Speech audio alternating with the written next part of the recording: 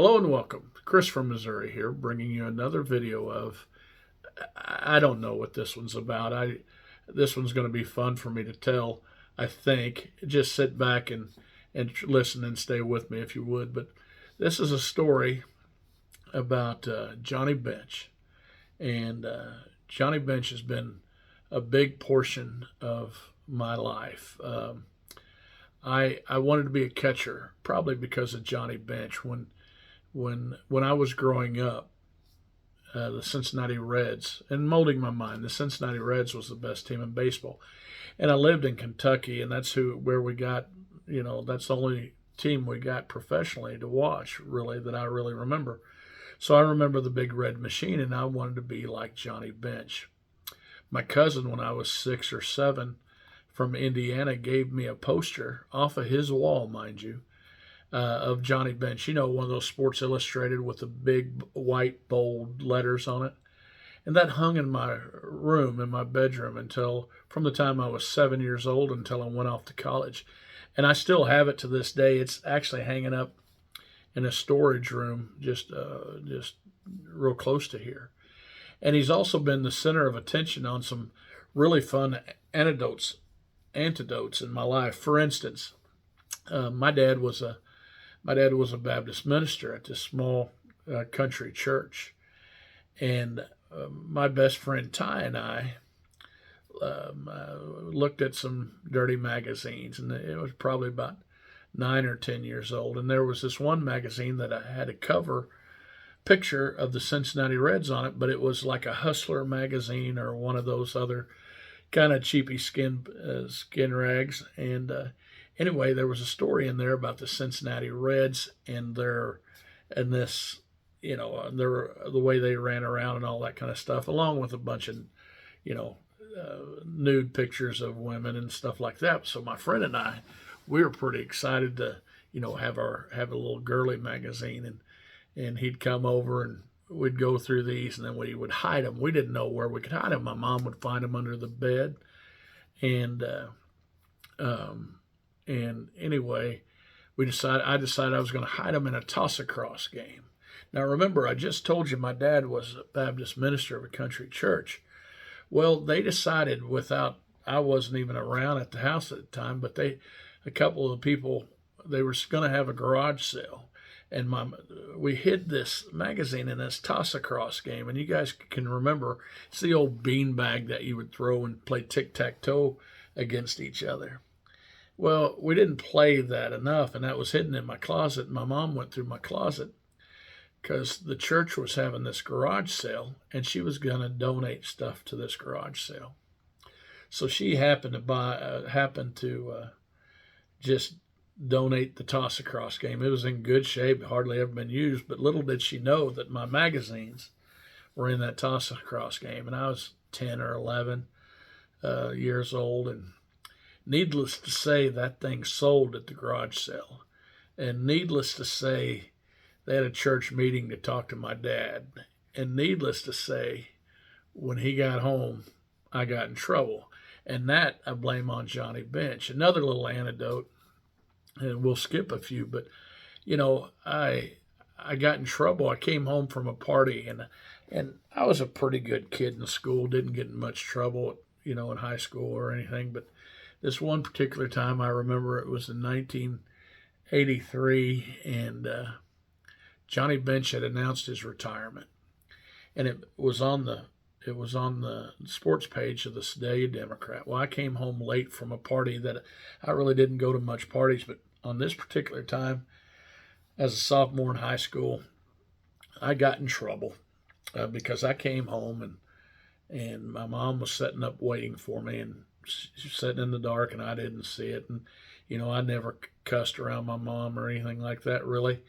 And I fixed me a glass of milk for all things after a whole course of the Bartle and James wine and the Schlitz beer, and I see it says Bench decides to hang it up after the baseball year, and I just cuss and I throw that down and I spill my milk, and my mom then kind of turns on the light because she was sitting in the dark, and she says, "I guess I see what you were doing." And that too was all because of Johnny Bench. And I get this call from a friend of mine, Mike, baseball collector.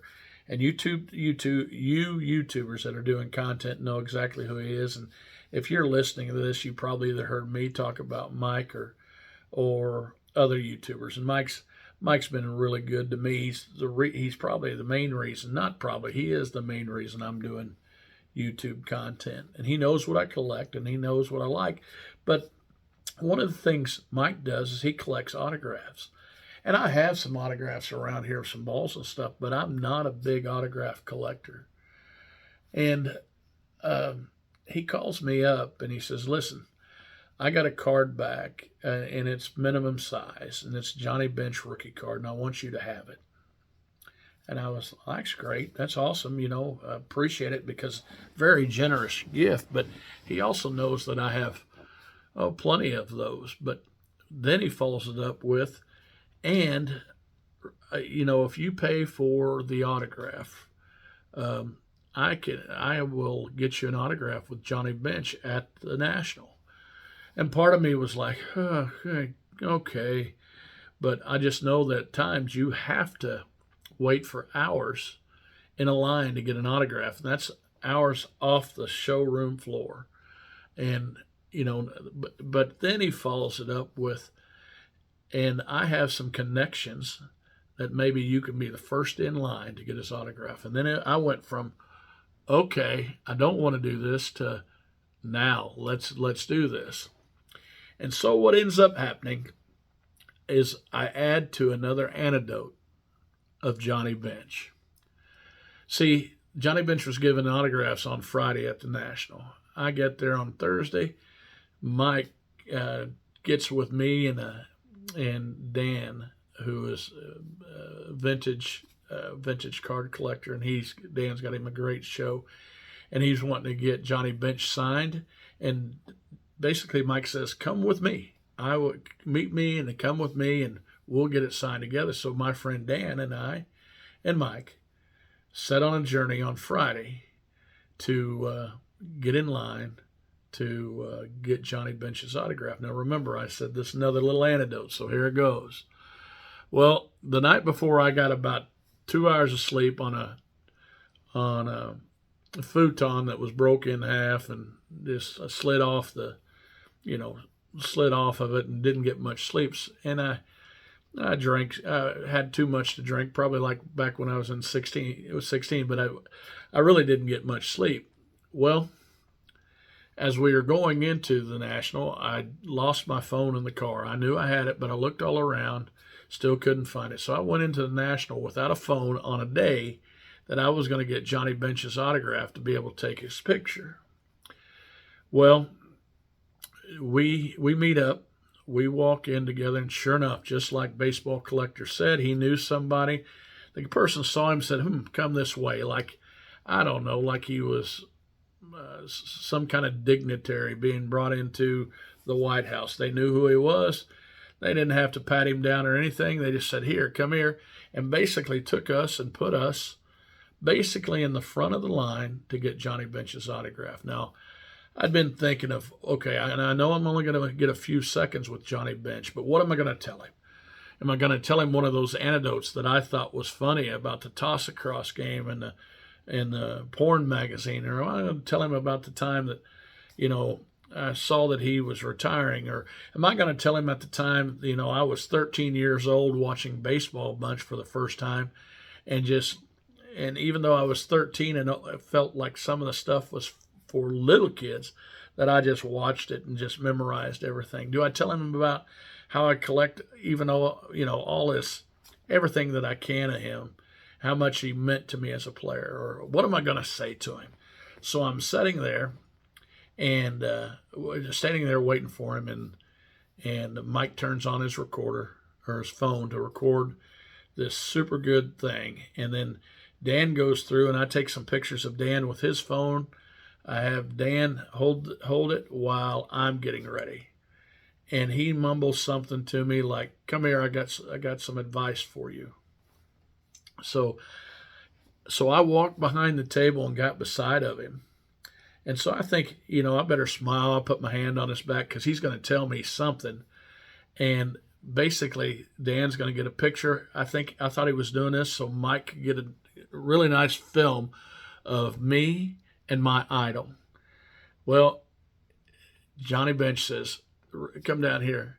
I leaned down by him, and with the wisdom of the greatest catcher in the world to one of his biggest fans, he says, and I quote, "Your barn door's open." My fly was down. I waited years to talk to him. I waited years to say something smart to him. I wanted him to realize how much knowledge of Johnny Bench that I had, how I knew his stats, how I knew Gold Gloves and different things like that, how much I thought it was going to get deep and how much he meant to me. And he says, "Your barn door's open." Now, we have a big laugh and all that kind of stuff, and I get to add that to many of my anecdotes. But right here is my autograph of Johnny Bench. And when I look at this piece, I think back, and I'm going to always think back and say, man, my barn door was open. Now I appreciate Mike, baseball collector, and I'm glad Dan was there, somebody I could share that story with. And I'll laugh because it just adds to one of many Johnny Bench anecdotes. The next video I do, I'm going to show the pickups of all the cards that I got at the National. I got some Ted Williams rookie, a couple other rookie cards, a few Joe DiMaggio stuff, but they will all suffer and pair to the card that I'm always going to know as my barn door's open. Guys, remember, it's just a hobby. Collect what you like.